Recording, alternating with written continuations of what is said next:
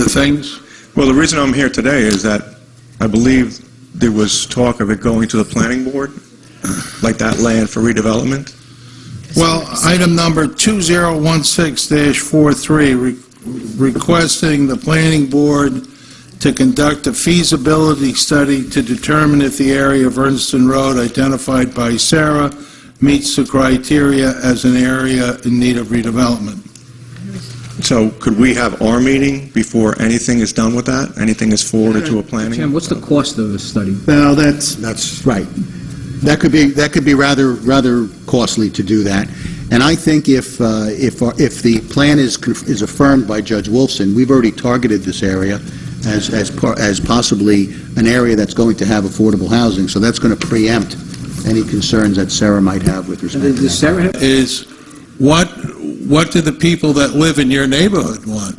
You know, if they're adamantly opposed to it, I can't imagine why we would insist and what justification we would have for developing borough property. And it's we've now included this particular piece of property in this master plan and as part of our settlement.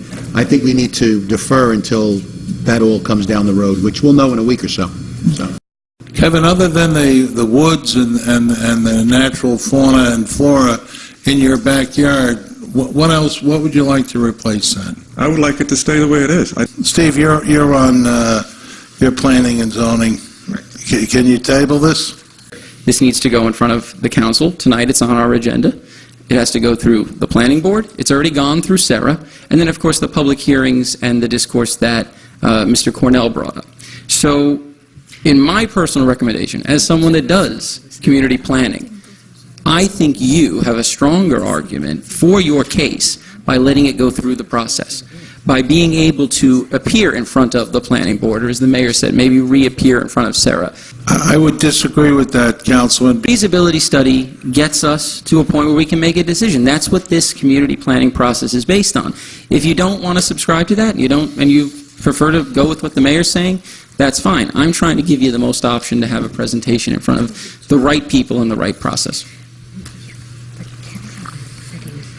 So the question is, does anyone want to make a motion to table this on the consent agenda?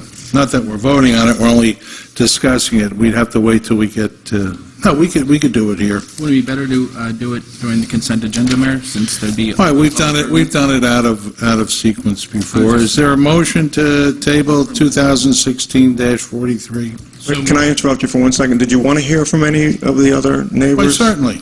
Well, we have a motion made and seconded. Okay. Your second. Is there a second? I wasn't clear on the motion, Mayor. And there was Motion to table 2016-43, motion made by Councilman Rittenhouse, seconded by Councilman Lembo. We have a roll call? Why, as a board, do we have to do this if we do not feel that the property meets the criteria or should be developed? Because there was some animosity and because there was some issues and the residents came and complained, I thought, well, why are we going to say that just because the housing authority says they want this and it doesn't mean that it needs, or doesn't, the financial aspect of doing it, if the council's not going to give us support to do it, Well, you know that the planning board's going to be the bad guys. You understand that?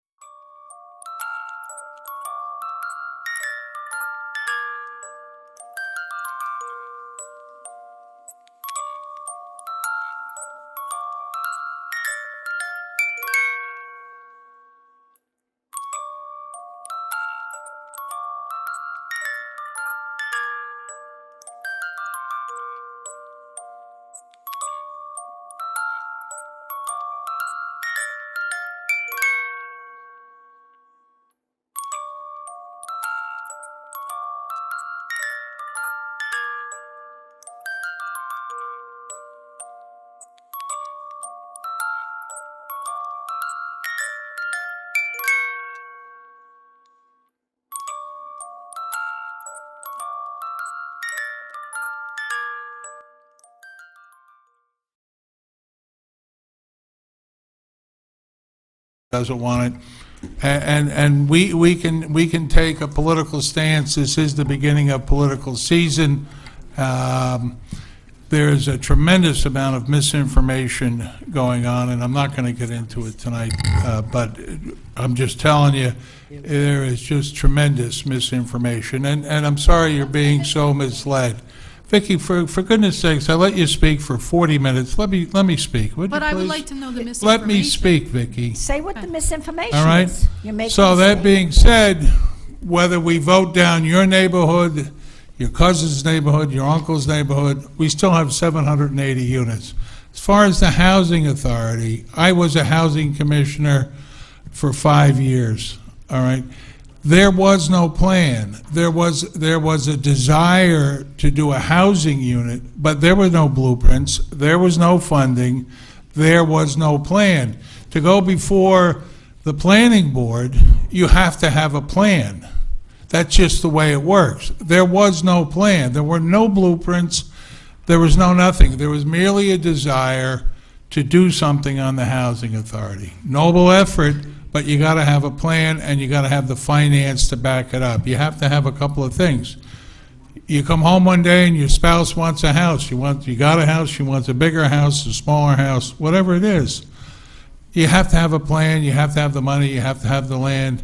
You can't just say I want a house. There has to be more to it. So, I personally think we were represented excellently by Larry Sachs and John Leon Cavella.